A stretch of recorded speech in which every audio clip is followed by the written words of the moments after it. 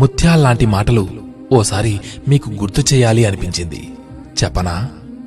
కోటీశ్వరులు కావడం అందరికీ సాధ్యం కాదు, కాని నిజాయితీపరులు కావడం ప్రతి ఒక్కరికీ సాధ్యమే. సుత్తితో ఒక్క దెబ్బ వేయగానే బండరాయి ముక్కలవ్వదు.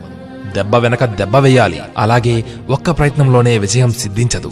ఎడతెగని ప్రయత్నం కావాలి.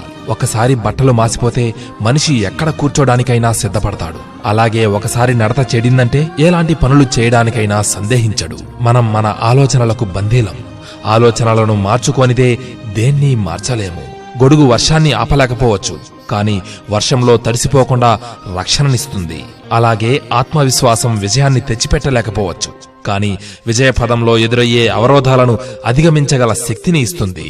బలవంతుడికి బలహీనుడికి మధ్య జరిగే ఘర్షణలో ప్రేక్షక పాత్ర వహించడమంటే తటస్థంగా ఉన్నట్లు కాదు, బలవంతుడి పక్షం వహించినట్లే.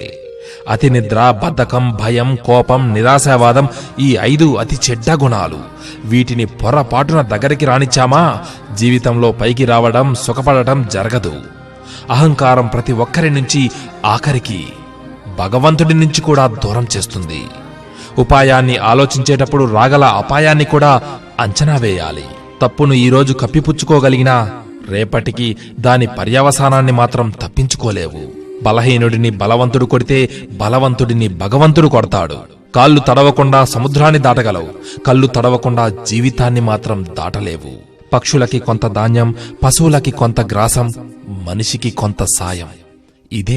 ఇదే జీవితం. ఉత్తమ గుణాల వల్ల మనిషి ఉన్నతుడవుతాడు, కాని ఉన్నత పదవి వల్ల కాదు. శిఖరం మీద కూర్చున్నంత మాత్రాన కాకి గరుడ పక్షి కాలేదు కదా. తలపై మోసే భారాన్ని ఇతరులు కొంత పంచుకుంటే బాధ తగ్గుతుంది, కాని ఆకలి బాధను, అజ్ఞాన బాధను ఎవరికి వారే తగ్గించుకోవాలి.